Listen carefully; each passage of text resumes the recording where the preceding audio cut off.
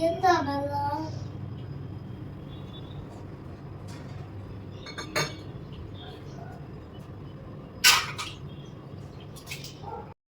Back to my channel. അപ്പോൾ ഇന്ന് ഞാനൊരു ആലു മട്ടർ മസാലയാണ് ഉണ്ടാക്കാൻ പോകുന്നത്. അപ്പോൾ അതിന് വേണ്ട കാര്യങ്ങൾ: ഉള്ളി ഞാൻ ചെറുതായിട്ട് അരിഞ്ഞ് വെച്ചിട്ടുണ്ട്, ഉരുളക്കിഴങ്ങ്, പച്ചമുളക്, നമ്മുടെ ഗ്രീൻ പീസ് വെള്ളത്തിലിട്ടിട്ടുണ്ട്, ആൻഡ് ദെൻ തക്കാളി ചെറുതായിട്ട് അരിഞ്ഞ് വെച്ചിട്ടുണ്ട്. ഇനി എങ്ങനെ ഉണ്ടാക്കണമെന്ന് പറഞ്ഞുതരാം. ഒരു കുക്കർ വെച്ചിട്ടുണ്ട്. അത് ചൂടാകുമ്പോൾ അതിലേക്ക് നമുക്ക് എണ്ണ ഒഴിച്ചു കൊടുക്കാം.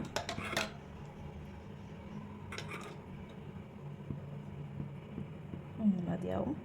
ഇനി ഇത് എണ്ണ ചൂടാകുമ്പോൾ നമുക്കതിലേക്ക് ചെറിയ ജീരകം ഇടാം. എണ്ണ ചൂടായി വരുന്നുണ്ട്. അതിലേക്ക് നമുക്ക് ഈ ജീരകം ആഡ് ചെയ്ത് കൊടുക്കാം. ദെൻ പച്ചമുളക്. ഇനി അതിലേക്ക് ചെറുതായി അരിഞ്ഞ് ഉള്ളി ആഡ് ചെയ്ത് കൊടുക്കുക. ചിലർ ഉള്ളി അരച്ച് ചേർക്കും. ഓരോരുത്തരുടെ ഇഷ്ടമാട്ടോ. ഞാനിങ്ങനെ ഉള്ളി ചെറുതായിട്ട് അരിഞ്ഞാണ് ചേർക്കാം. ഇനി ആവശ്യത്തിന് ഉപ്പും ചേർത്ത് നന്നായിട്ട് നമ്മൾ ഇത് ചെറുതായി ഉപ്പ് നന്നായിട്ട് നമുക്കൊന്ന് വഴറ്റാം.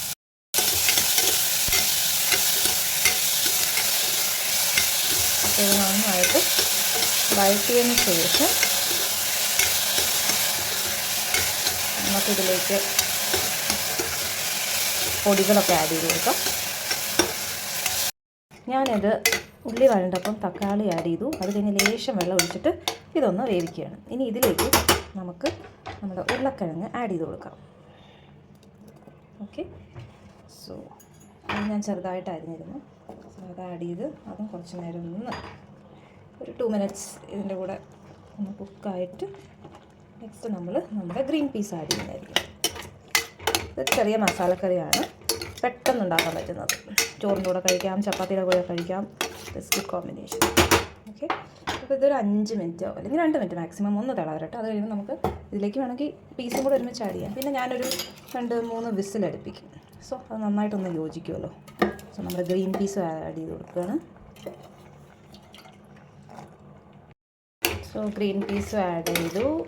അപ്പോൾ ഇതെല്ലാം കൂടെ നന്നായിട്ടൊന്ന് മിക്സ് ആയതിനു ശേഷം കുറച്ചും കൂടി വെള്ളം ഒഴിച്ചിട്ട് നമുക്കൊന്ന് വിസിലടുപ്പിക്കാം. സോ ഇത് പെട്ടെന്ന് ഉണ്ടാക്കാൻ പറ്റിയ ഒരു കറിയാണ്.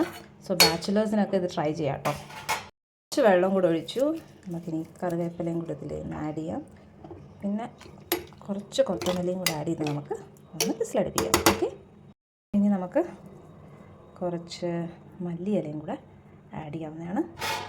And stir it and close the lid. ഒരു 2-3 വിസിലടിക്കുമ്പോഴത്തേക്ക് നമ്മുടെ ഇതൊക്കെ വെന്ത് കിട്ടും.